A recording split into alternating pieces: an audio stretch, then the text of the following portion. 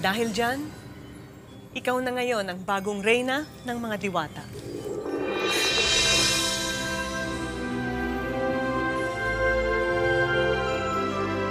Hindi!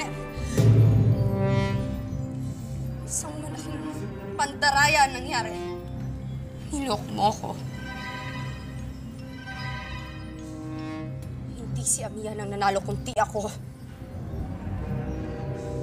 Ako ang dapat na maging bagong reyna, hindi si Amihan! Pirena!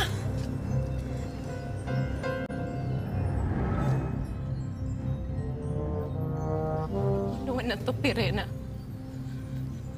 Hindi ka ba talaga titigil hanggat hindi mo ako napapatay? Ha? Pikon na ako sa'yo, Pirena. Pwede ba? Tigilan ninyo yan! Tama na! Pirena, hindi mo kailangan magalit kay Amihan dahil siya ang totoong nanalo. Hindi.